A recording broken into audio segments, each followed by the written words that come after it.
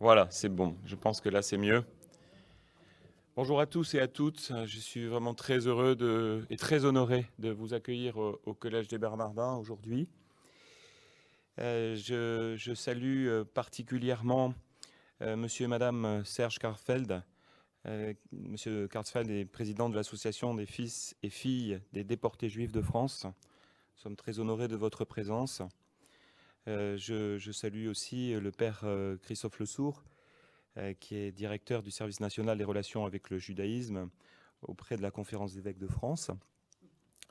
Je salue aussi par avance, même s'ils nous rejoindront dans l'après-midi, Monseigneur Éric de Moulin-Beaufort, président de la Conférence des évêques de France, et puis le pasteur Christian Krieger, président de la Fédération protestante de France, et monsieur le grand rabbin de France, Raïm Corsia.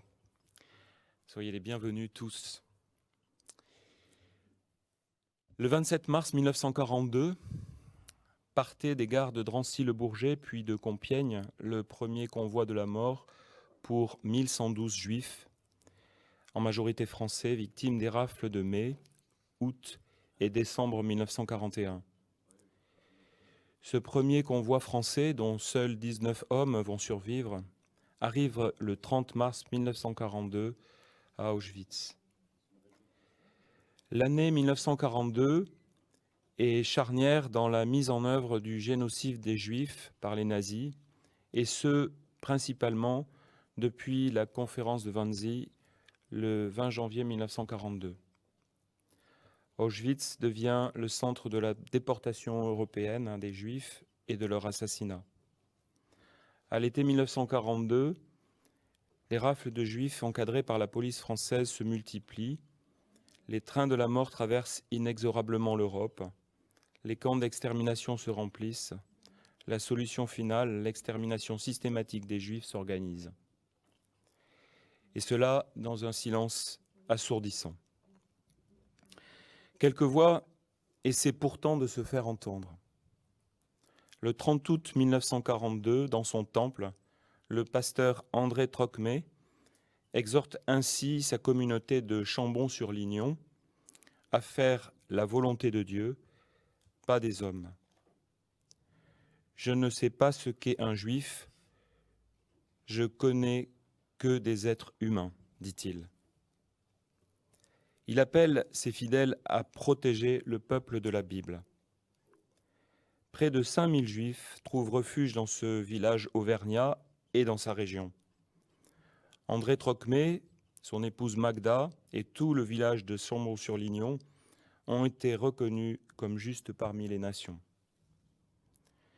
Et c'est le même élan qui saisit le 23 août 1942, quelques jours après la rafle du Veldiv du 16 juillet 1942, l'archevêque de Toulouse, Monseigneur Saliège, qui, dans sa lettre pastorale sur la personne humaine, déclare ceci. Les Juifs sont des hommes, les Juives sont des femmes. Tout n'est pas permis contre eux, contre ces femmes, ces hommes, contre ces pères et ces mères de famille. Ils font partie du genre humain. Ils sont nos frères, comme tant d'autres. Un chrétien ne peut l'oublier. C'est la première intervention de l'épiscopat français qui, dénonçant le caractère insupportable des rafles et de la déportation, veut provoquer une prise de conscience des catholiques face à l'atrocité de la situation. D'autres membres de l'épiscopat interviendront, comme Monseigneur Théas, évêque de Montauban. Et alors que le 26 août, le gouvernement de Vichy lance les rafles à Montauban et dans tout le département, Monseigneur Théas publie une lettre qu'il fait lire à la messe du 30 août 1942, lettre portée à bicyclette dans les églises par sa secrétaire militante à la jeunesse ouvrière chrétienne. Le message délivré est présenté comme une protestation indignée de la conscience chrétienne contre le traitement infligé en France aux Juifs. Il est sans ambiguïté et il dit ceci. À Paris, par dizaines de milliers, des Juifs ont été traités avec la plus barbare sauvagerie Et voici que dans nos régions, on assiste à un spectacle navrant. Des familles sont disloquées, des hommes et des femmes sont traités comme un vil troupeau et envoyés vers une destination inconnue avec la perspective des plus graves dangers. Je fais entendre la protestation indignée de la conscience chrétienne et je proclame que tous les hommes, ariens ou non-ariens, sont des frères parce que créés par le même Dieu, que les hommes, quelle que soit leur race ou leur religion, ont droit au respect des individus et des États. Or, les mesures antisémitiques actuelles sont un mépris de la dignité humaine, une violation des droits les plus sacrés de la personne et de la famille. Fin de citation. Ce texte, ainsi qu'une intervention du cardinal Gerrier, fut repris intégralement sur Radio Londres le 15 septembre 1942. À côté de ces belles figures et de leurs actes de courage, il faut reconnaître que le silence de nos institutions fut lourd et pesant. L'indifférence l'a largement importé sur l'indignation, et lors de la déclaration de repentance des évêques de France à Drancy, le 30 septembre 1997, Monseigneur Olivier de Béranger le rappelait ainsi : « Il n'en reste pas moins que si parmi les chrétiens, clercs, religieux ou laïcs, les actes de courage n'ont pas manqué pour la défense des personnes, nous devons reconnaître que l'indifférence l'a largement emporté sur l'indignation et que, devant la persécution des Juifs, en particulier devant les mesures antisémites multiformes édictées par les autorités de Vichy, le silence a été la règle et les paroles en faveur des victimes l'exception. » Et il poursuit : « Pourtant, comme l'a écrit Mauriac, un crime de cette envergure retombe pour une part non médiocre sur tous les témoins qui n'ont pas crié, et quelles qu'aient été les raisons de leur silence. » La lettre de Monseigneur Saliège a été lue le 16 juillet dernier à la demande de Monsieur le Grand Rabbin de France, Chaim Corsia, dans toutes les synagogues de France.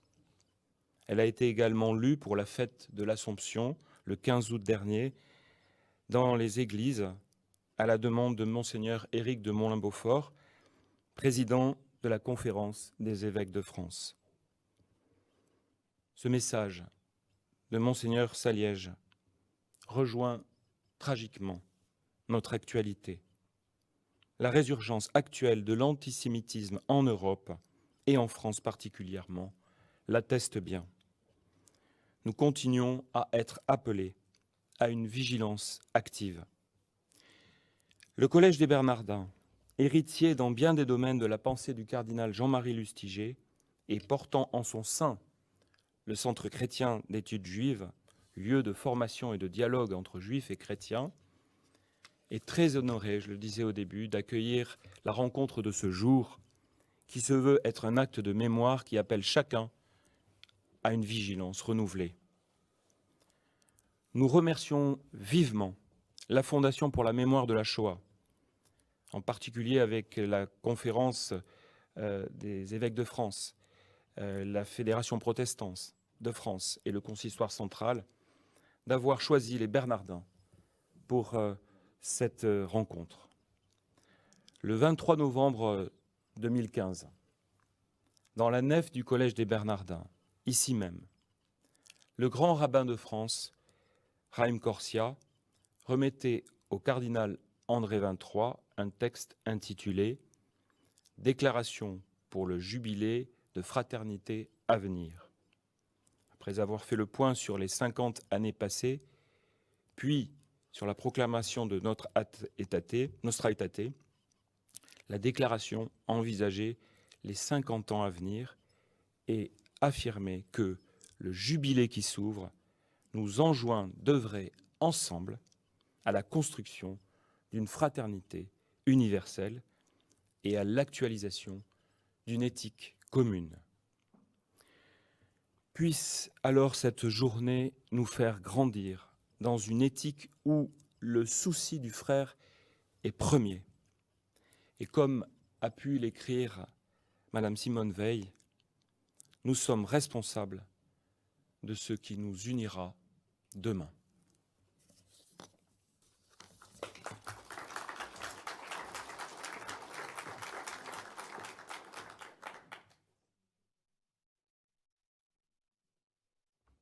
Merci infiniment, Laurent Landette, au nom du Collège des Bernardins, de nous accueillir, effectivement. Et je suis Dominique Trimbure de la Fondation pour la mémoire de la Shoah, mais je représente ici la Fondation qui est également présente en la personne de Philippe Alouche, ici, présent, directeur général de la Fondation, et de Gabrielle Rochman, directrice générale adjointe.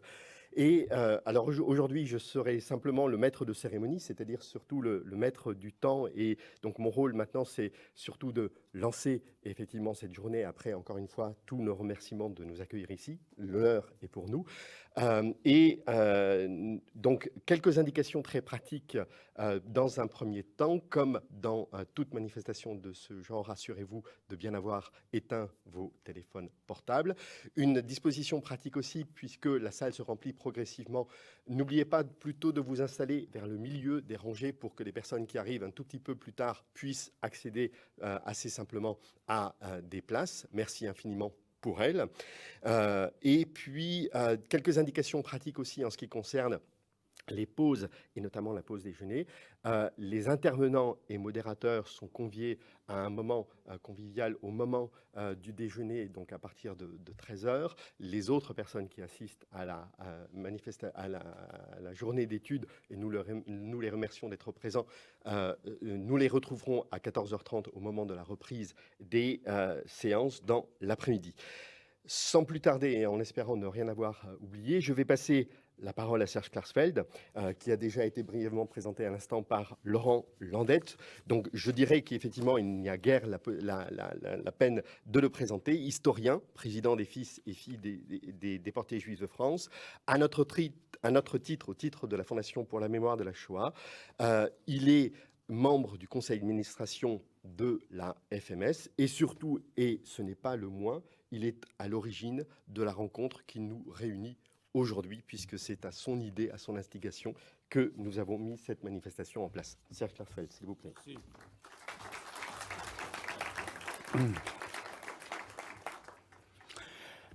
Mon intervention dans cette journée d'études sera brève et néanmoins, je l'espère, assez éclairante pour être prise en considération.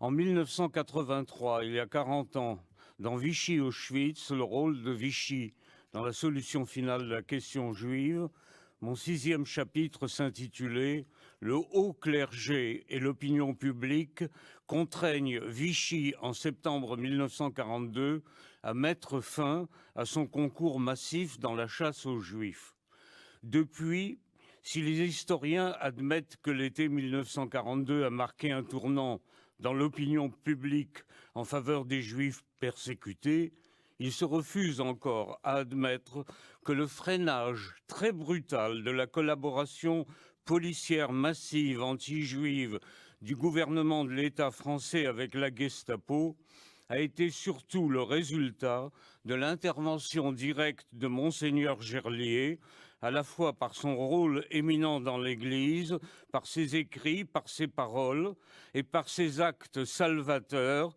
à la différence des autres prélats qui ont osé parler, mais qui n'ont pas osé agir. Le 19 août 1942, le chef de l'État a été mis en garde par Monseigneur Gerlier. Nous apprenons que les si pénibles mesures prises en zone occupée contre les Juifs commencent à être appliquées de ce côté-ci de la ligne. D'autres vont suivre sans doute, qui s'exécutent actuellement. Interprète de tous les archevêques de la zone libre, comme son éminence le cardinal Suard le fut récemment des archevêques de la France occupée, j'ai le devoir de m'associer en leur nom à sa démarche et j'ose vous demander avec insistance, monsieur le maréchal, que soient épargnés, s'il est possible, à ces malheureux, les souffrances qui en accablent déjà un si grand nombre. Nous ne pouvons, comme évêques et comme Français, songer sans un serrement de cœur à tout ce qui, dans la nature des traitements subis, méconnaît les droits essentiels de tout être humain et les règles fondamentales de la charité. Le lendemain 20 août, Monseigneur Saliège rédige sa lettre pastorale qui sera lue le 23 août dans les églises du diocèse de Toulouse, lettre qui entrera dans l'histoire et qui, diffusée à travers tout le territoire, exercera sur les Français une grande influence. Membre du cabinet civil de Paul de Laval, Paul Morand note dans son journal récemment publié: les évêques font une démarche collective des plus énergiques en faveur des Juifs en zone libre. C'est inouï l'enjuivement des curés, c'est à vous rendre anticlérical. Le même jour, le 20 août, le pasteur Beugner, à son tour, met en garde Pétain et conclut ainsi son admirable lettre. Je vous supplie, monsieur le maréchal, d'imposer des mesures indispensables pour que la France ne s'inflige pas à elle-même une défaite morale dont le poids serait incalculable. Quant aux dirigeants du consistoire central, eux aussi mettent en garde Pétain et Laval le 25 août avec lucidité. Le consistoire central ne peut avoir aucun doute sur le sort final qui attend les déportés après qu'ils auront subi un affreux martyre. Ce n'est pas en vue d'utiliser les déportés comme main-d'œuvre que le gouvernement allemand les réclame, mais dans l'intention bien arrêtée de les exterminer impitoyablement et méthodiquement. Ces mises en garde émanant des principaux représentants des trois religions n'ont pas empêché Laval et Pétain de faire procéder par les forces de police de Bousquet à la gigantesque rafle du 26 août, qui ne donne pas d'ailleurs les résultats escomptés par le gouvernement. Cependant, 10 000 juifs étrangers de zone libre, dont plus de 500 enfants, considérés comme apatrides, sont livrés à Drancy au SS, les seuls juifs au monde à arriver à Auschwitz en 1942 en provenance d'un territoire où il n'y avait pas d'Allemands. À la veille même de la rafle, Bousquet avait rencontré le commandant SS Hagen, tête pensante du général Auberg, chef supérieur des SS et de la police allemande, auquel il s'était plaint, je le cite, de la résistance considérable de l'Église qui l'incite à revenir à Vichy pour pouvoir régler lui-même toutes les difficultés qui pouvaient surgir. Paul Morand note dans son journal, le même jour, « Déjeuner à la popote sur les Juifs. Je ne les poursuis, dit Bousquet, que comme anti-gouvernementaux. Je les sonne dur pour qu'ils comprennent. J'en ai liquidé 13 000 et continuerai jusqu'à ce qu'ils se calment. Je ne suis pas antisémite. » Là-dessus, on parle des meilleurs soutiens des Juifs, le clergé, les archevêques de Lyon, Montauban, Montpellier. Gerlier est à Lyon le centre de la résistance, dit Bousquet. Pendant la rafle du 26 août, Eichmann, à Berlin, surestimant le nombre de Juifs qui vont lui être livrés de zone libre, a accordé à Röttke, chef du service des affaires juives de la Gestapo à Paris, un train par jour de 1000 Juifs entre le 15 septembre et le 31 octobre, alors que déjà depuis le 17 juillet, 3 convois de 1000 Juifs chacun quittent régulièrement Drancy chaque semaine pour Auschwitz. Le 29 août, Laval est interpellé par un événement imprévu qu'il va suivre de très près. À Lyon, Monseigneur Gerlier a couvert l'opération de sauvetage de tous les enfants de la région préfectorale de Lyon, une centaine rassemblés au camp de Vénissieux.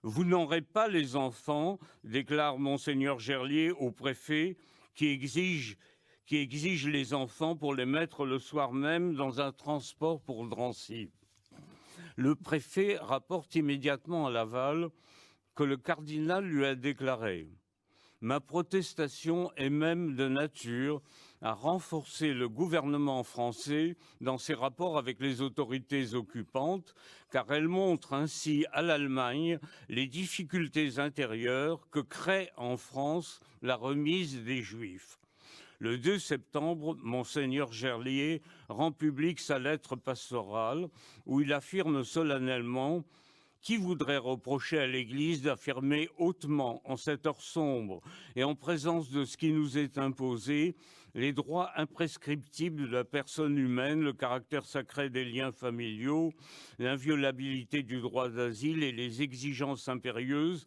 de cette charité fraternelle dont le Christ a fait la marque distinctive de ses disciples. C'est l'honneur de la France de ne jamais abandonner de tels principes. Le même jour, le 2 septembre, Laval rencontre à Paris les chefs SS Auberg, Hagen et Knochen. Hagen a pris note très précisément des réticences de Laval qui se sert de l'argument fourni par Monseigneur Gerlier. Le président Laval a expliqué que les exigences que nous lui avions formulées concernant la question juive s'étaient heurtées ces derniers temps à une résistance sans pareille de la part de l'Église. Le chef de cette opposition anti-gouvernementale étant en l'occurrence le cardinal Gerlier. Eu égard à cette opposition du clergé, le président Laval demande que, si possible, on ne lui signifie pas de nouvelles exigences sur la question juive. Il faudrait en particulier ne pas lui imposer a priori des nombres de juifs à déporter. On avait exigé, par exemple, que soient livrés 50 000 juifs pour les 50 trains qui sont à notre disposition. Il a été répondu par la négative à la question du président Laval, qui voulait savoir si le chef supérieur des SS et de la police avait encore d'autres exigences à formuler à ce sujet. Là-dessus, le président Laval a renouvelé sa demande de ne pas exercer de pression particulière en cette matière, compte tenu des difficultés actuelles. Dans la nuit du 2 au 3 septembre qui suit cette réunion, Röttke confirme à Hagen le programme de 1000 juifs par jour entre le 15 septembre et le 31 octobre. Et il insiste, ce transport renforcé dépend de la mise à notre disposition par le gouvernement français du nombre voulu de juifs dans la zone non occupée. Hagen avait besoin de ces renseignements car le lendemain, lui-même, Auberg et Knochen rencontrent Bousquet qui leur confirme, je cite Hagen qui rapporte ce que Bousquet déclare. Le cardinal Gerlier en personne et les ecclésiastiques dépendants de lui ont pris ou fait prendre position ouvertement contre les mesures anti-juives décidées par l'État. L'attitude de Gerlier a entraîné le clergé à aller jusqu'à faire lire au cours des messes des exhortations de Gerlier à s'opposer contre les mesures anti-juives décidées par l'État. Par suite des difficultés que lui ont causées les ecclésiastiques et après réception des arguments de Laval du 2 septembre, Bousquet demande de ne pas lui imposer de chiffres a priori. Il dit qu'il sera probablement impossible de remplir quotidiennement du 15 au 30 septembre un train de 1000 juifs comme on l'avait exigé. Il pourra remplir comme convenu les exigences portant jusqu'à la date du 14 septembre. Le chef supérieur des SS, Auberg, et le BDS, Knochen, ont mis l'accent sur le fait que l'on comprenait très bien ce point de vue et que l'on prendrait des mesures en ce sens. On le voit, Eichmann à Berlin et son représentant à Paris, Röttke, veulent déporter le maximum de juifs sans tenir compte des conséquences que cela entraînerait en France. Leurs plans maximalistes sont contrecarrés par les chefs SS, Auberg, Knochen et Hagen, qui, eux, veulent éviter les tensions et dont la priorité est une France docile, travaillant dans le calme, comme c'est le cas pour l'effort de guerre allemand et sous la direction de Laval et de Pétain. Responsable de la question juive au sein de l'ambassade allemande, le diplomate fanatiquement antisémite Zeichel tire le 16 septembre la conclusion de la situation. Il aurait été possible qu'un train par jour soit mis à disposition pour octobre, soit 31 trains.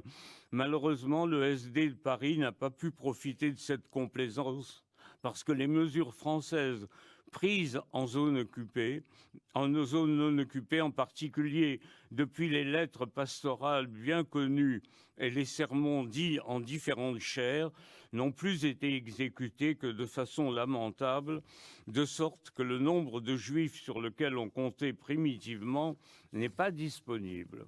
Le programme de 3 trains par semaine du service des affaires juives de la Gestapo sera rempli tant bien que mal en septembre par Röttke, avec l'arrestation des juifs roumains, baltes, yougoslaves, belges et luxembourgeois.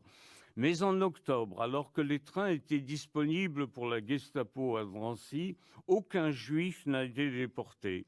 Alors que de Hollande, 13 000 juifs ont été déportés en octobre et 5 000 de Belgique également en octobre. En France, en octobre, la Gestapo n'a pas manqué de trains, mais de juifs pour les remplir. En 1942, le gouvernement Laval-Pétain a assumé l'engagement pris avec les SS en juillet et qu'il aurait pu et dû refuser. Faire arrêter par sa police et livrer à la déportation 40 000 juifs, contingent fixé à Berlin, je cite, dans un premier temps. Désormais, après la pression exercée sur le gouvernement par la société civile et surtout par le haut clergé guidé par Monseigneur Gerlier, la coopération policière française a été nettement freinée. 43 convois en 1942, 17 en 1943, 16 en 1944. Les dirigeants SS en France ont tenu compte de la situation politique. Ils ont voulu éviter une crise avec Vichy et Himmler lui-même, le 25 septembre 1942, a approuvé leur ligne d'action. Les documents allemands que j'ai cités peuvent être consultés au mémorial de la Shoah. Il y a bien longtemps, Le Monde m'avait demandé un article sur le comportement de l'Église. Je l'avais intitulé « Une dette immense à l'égard de l'Église ». Cette dette immense, j'aimerais que notre pays la reconnaisse, la partage et la mette en lumière, plutôt que de la laisser dans l'ombre par préjugés anticléricaux. Je veux croire que cette journée d'études sera un grand pas en avant dans cette direction.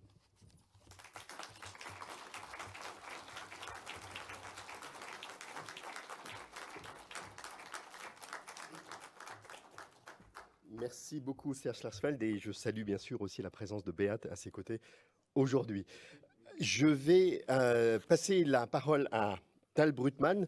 Donc merci beaucoup Serge pour ce recadrage français et Tal va avoir la dure tâche dans un temps qui lui a été imparti de remettre cela dans la perspective de l'année terrible de 1942 en Europe. Tal Brutman, je le rappelle, est historien, chercheur associé à l'UMR Héritage de Cergy Paris Université, auteur de nombreux ouvrages sur l'antisémitisme et la Shoah, et il mène des recherches en ce moment sur l'apport de la photographie à l'étude de la Shoah. Tal a fait également partie de différentes instances au sein de la Fondation pour la mémoire de la Shoah. Tal, the floor is yours. Merci. Bonjour à toutes et à tous. Comme Dominique Trimbur vient de le dire, je vais avoir pour tâche de mettre en perspective la journée d'études en envisageant plusieurs aspects. Le premier, mais ça sera exploré tout au long de la journée, mais qu'il vaut mieux baliser d'emblée, c'est la limite des mots et des dénominations.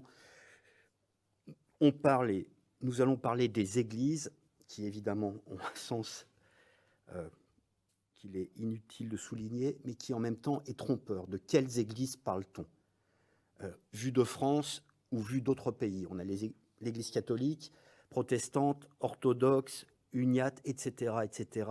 Autant de situations différentes.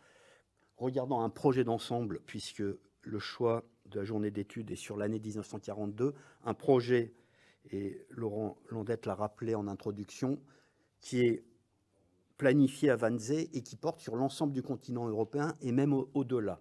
Autrement dit, quand on parle des églises, on parle d'autant de cas de figure possibles à travers l'Europe et souvent avec peu de rapport de l'un à l'autre.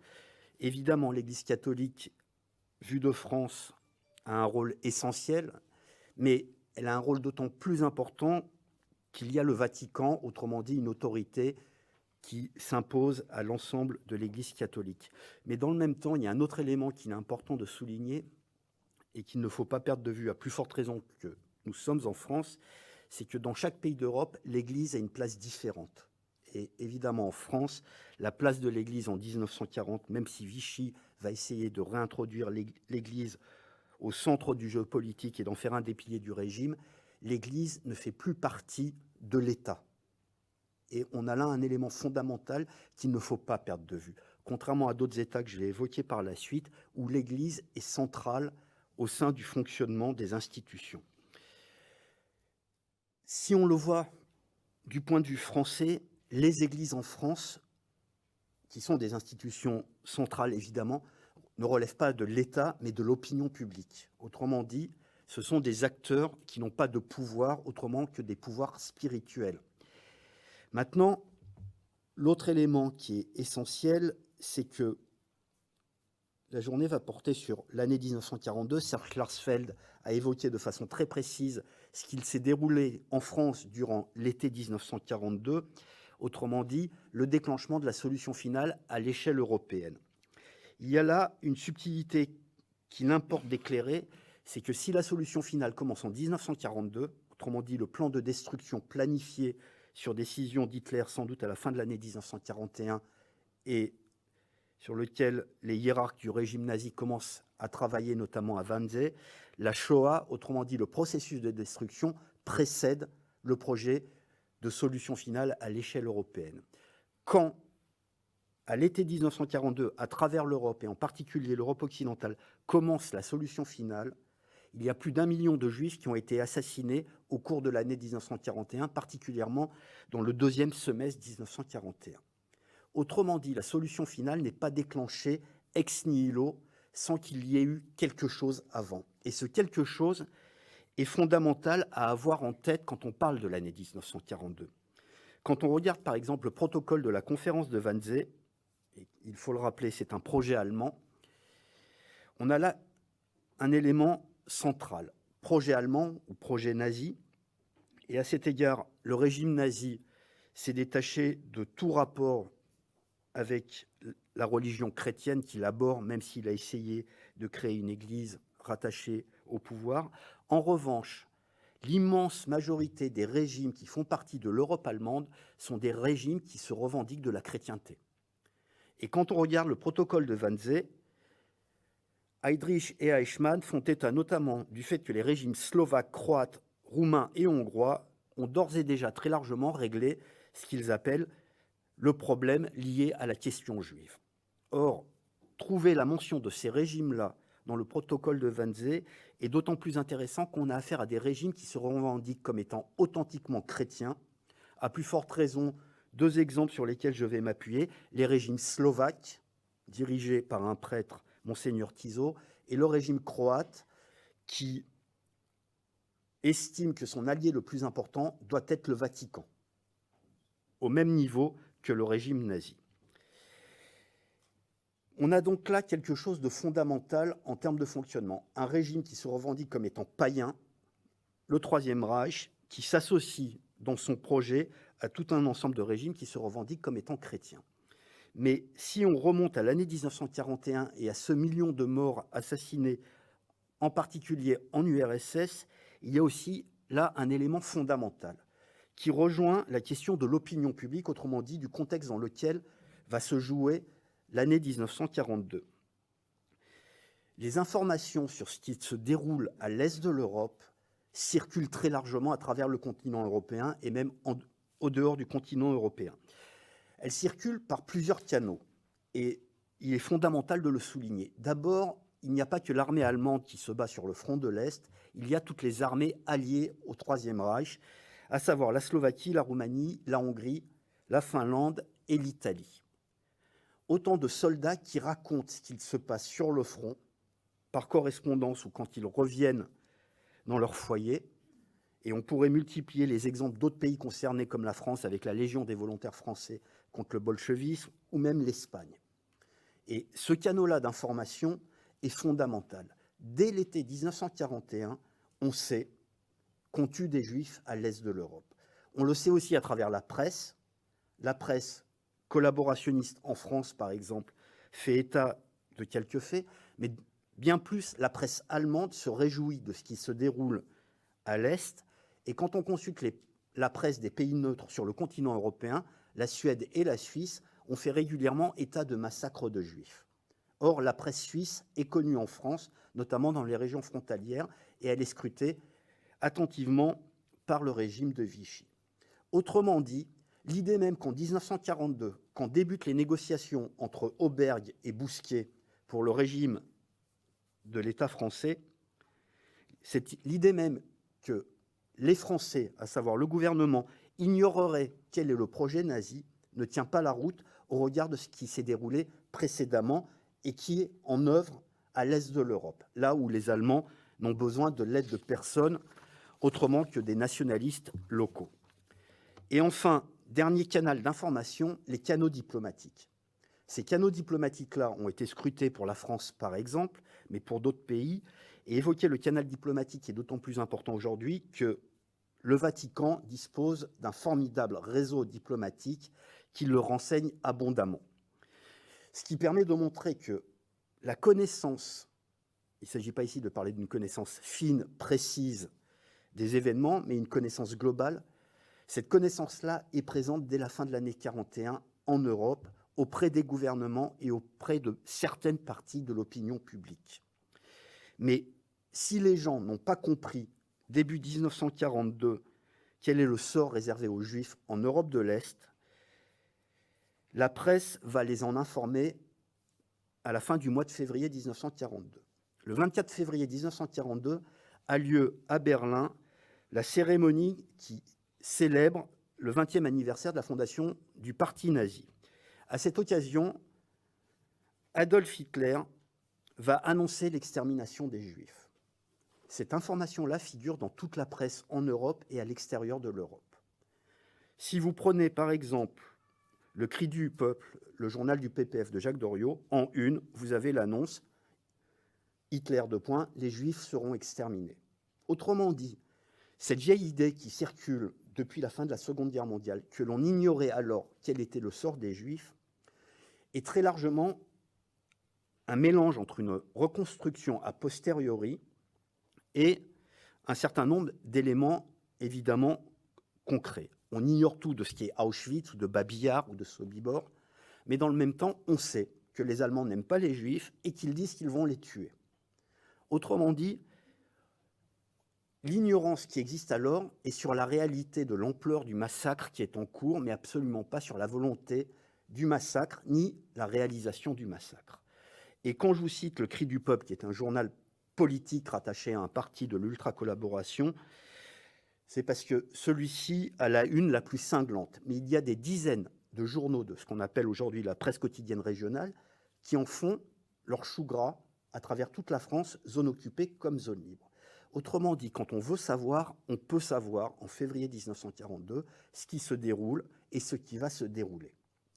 Cet élément-là, il est d'autant plus important que 3 mois plus tard vont commencer les opérations en France. Et que donc ces opérations qui sont planifiées sous le sceau du secret, mais du secret organisationnel, s'inscrivent dans une ambiance, ce qu'on appelle un brouillard de la guerre, dans lequel la clarté des opérations qui se préparent est assez claire. Serge Klarsfeld l'a rappelé en citant plusieurs textes de l'époque, on n'ignore pas quelle est la réalité du sort des Juifs. Vichy a beau dire qu'ils partent travailler à l'Est, les gens qui veulent réfléchir ou envisager les choses ne sont pas dupes. Maintenant, dernier point, et qui est le plus important, se trouve au centre de cette question-là, le rôle des églises. Et je ne parle pas de rôle moral, évidemment, qu'il est essentiel, mais du rôle des églises en tant qu'autorité agissante, ce qui n'est pas le cas de la France, en tant qu'autorité politique agissante. Si on prend 2 exemples, mais qui valent pour une très grande partie des pays européens, le régime croate et le régime slovaque, on est face à 2 États où la religion est intégralement intégrée, c'est redondant, désolé, intégralement intégrée au fonctionnement de l'État. La Croatie, tout d'abord, fait de la religion des religions d'État. Et c'est là aussi où les choses sont complexes. La Croatie, qui se veut un régime catholique, en opposition aux Serbes qui sont orthodoxes, donc la Croatie se définit comme étant catholique, ce qui fait la nation croate, en même temps va opter pour deux religions d'État, le catholicisme et l'islam, puisque la Bosnie fait partie de la Croatie.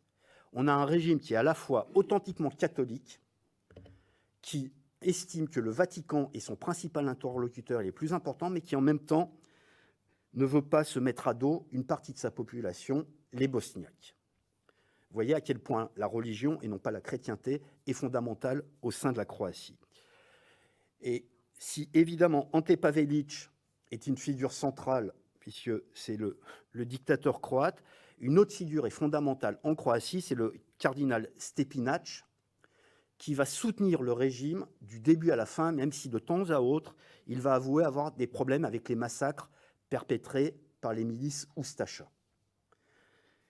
Autre exemple, et qui là est encore plus important historiquement au regard de la Shoah, c'est la Slovaquie avec Monseigneur Tiso, qui est un prêtre, et qui va être le dirigeant slovaque. Or, le fait que la Slovaquie soit dirigée par un prêtre va avoir pour conséquence directe le soutien de l'Église catholique slovaque au régime durant toute la guerre.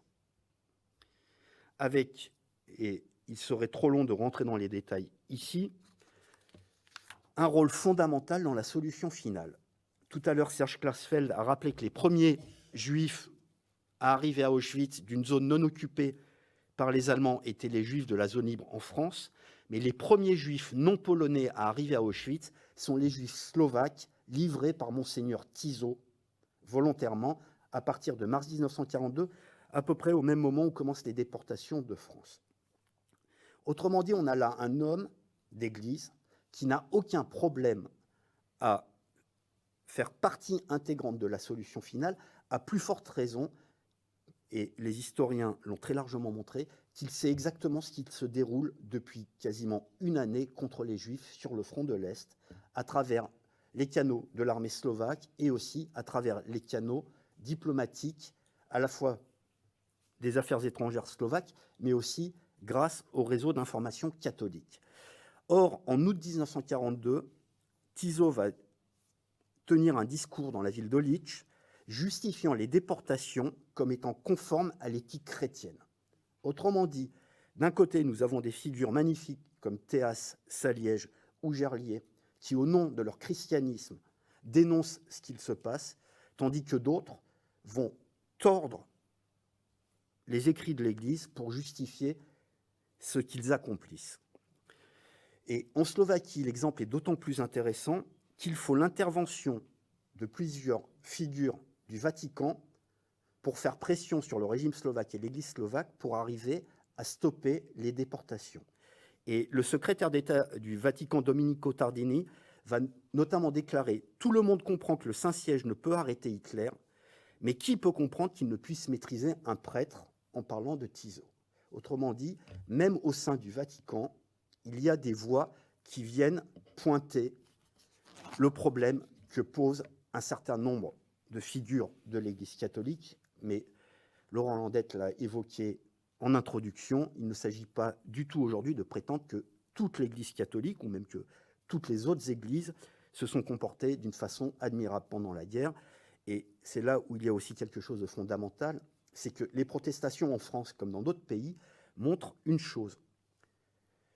La réalisation de la solution finale est un projet nazi qui s'appuie sur la collaboration de tout un ensemble de régimes. Or, si on écarte le régime païen nazi, on se rend compte que tous les autres États sont très largement tributaires de l'appui ou de l'absence de soutien des églises nationales. Ce qui justement, et je pense que ça sera un des éléments pointés au cours de la journée, devrait amener à réfléchir sur les marges de manœuvre dont dispose un État dans ce type de projet. Autrement dit, si Vichy n'avait pas pensé rencontrer d'opposition, il n'aurait pas eu de problème à continuer, et Serge Klarsfeld l'a très clairement mentionné. Et c'est ce qui, justement, doit amener à s'interroger sur autre chose. Quand, en 1940, l'État français, de son propre chef, déclenche une politique antisémite en France, il ne rencontre aucune opposition. Et là, je parle de l'opinion publique d'une façon générale. De manière très intéressante, je peux vous citer l'ensemble des évêques qui se sont félicités des mesures mises en œuvre par Vichy, comme Pierre-Marie Durieux à Chambéry ou Alexandre Caillot à Grenoble, qui ont écrit et prononcé des homélies dans lesquelles ils se félicitaient de ces mesures. En revanche, je suis incapable, et je pense que personne ici, de vous citer le nom du curé de la paroisse Saint-Médard à Paris qui, fin novembre 1940, a dénoncé la politique antisémite de Vichy. Parce qu'il s'agit d'un curé anonyme, dans une petite paroisse, et évidemment le petit avec des guillemets, dont l'histoire, jusqu'à aujourd'hui, n'a pas retenu le nom. Or, si à la place de ce prêtre ou de ce curé anonyme, nous avions eu l'ensemble des évêques de France, et là je ne parle pas d'un point de vue moral, parce que ce constat vaut pour l'ensemble des institutions et des groupes constitués en France, si les églises notamment, mais comme les syndicats ou d'autres ensembles, avaient dénoncé d'emblée en octobre 1940 la politique antisémite mise en œuvre par le régime nazi, on peut, sans guère se tromper, penser que jamais l'été 1942 ne se serait déroulé avec la pleine et entière collaboration de l'État français et des administrations françaises. Ce qui permet aussi de réfléchir au poids politique, au sens noble du terme, qu'occupent les églises, ou plus largement les religions. Leur protestation compte, même dans un État laïque comme la France à l'époque, et la laïcité prédomine en France depuis quasiment un siècle et la Révolution française, l'Église demeure un élément central des opinions publiques. Et avant d'être coupé par le maître des horloges, je vais juste évoquer un dernier point qui est un vieux concept qui avait disparu et qui était né en Italie dans les années 20 et qui avait consisté à essayer de qualifier ce qui était en train de se dérouler en Italie, à savoir le fascisme ecclésiastique. Or, et à nouveau sans rentrer dans les détails, on se rend compte qu'il y a tout un ensemble de mouvements à travers l'Europe allemande durant la Seconde Guerre mondiale, non plus au sein des États, mais para-étatiques, qui se revendiquent de la chrétienté et qui vont tenter d'intégrer le pouvoir au nom de leur idéologie, qui n'a de chrétienne que leur proclamation. Pour ne prendre que deux exemples, en Belgique, le rexisme, qui se veut royaliste et catholique, va très largement se revendiquer du christianisme en ayant guère de rapport réel avec celui-ci, si on définit le christianisme comme une religion avec un certain nombre de dogmes et de principes. Le rexisme est tout l'opposé du christianisme. Même chose en France, avec la milice française, qui finira par intégrer le pouvoir politique en janvier 1944, avec Joseph Darnan, qui va devenir l'équivalent du ministre de l'Intérieur avant de l'être en titre quelques mois plus tard. La milice française, parmi ses 21 points, revendique pour la civilisation chrétienne. À nouveau, la milice française n'a guère de rapport effectif avec ce qu'est la religion chrétienne, mais en même temps, et je vais conclure là-dessus, elle n'en a pas moins bénéficié du soutien d'un certain nombre de prêtres. Et on a pu le voir pendant plusieurs décennies à la suite de la fin de la Seconde Guerre mondiale, notamment avec l'affaire Paul Touvier, Touvier ayant bénéficié du soutien non pas de l'Église, mais de certains membres de l'Église, voire de ce que je qualifierais, donc c'est mon point de vue, de secte qui se revendique de l'Église. Ce tour d'horizon un peu large vient montrer une chose. S'interroger sur le rôle des églises aujourd'hui, comme cela a été fait depuis plusieurs décennies, et souvent à l'instigation même des institutions catholiques et protestantes en France, n'a, de mon point de vue, et Serge Klarsfeld l'a dit bien plus fortement que moi et bien avant moi, n'a pas pour objectif de jeter le blâme sur une institution ou des institutions, mais plutôt d'interroger quelles ont été les possibilités et le rôle effectif, mais aussi, à mon avis, quelles auraient pu être les possibilités. Non pas d'un point de vue moral, mais justement d'envisager quel est le poids c'est ma place. Je vais y revenir dans 2 secondes. Ne vous intéressez. Voilà. Mais j'ai quasiment fini, donc je vais la réintégrer. Et justement, de s'interroger sur l'importance qu'occupent les religions dans nos sociétés, hier comme aujourd'hui. Et je vais m'arrêter là et vite récupérer mon siège avant d'en être chassé.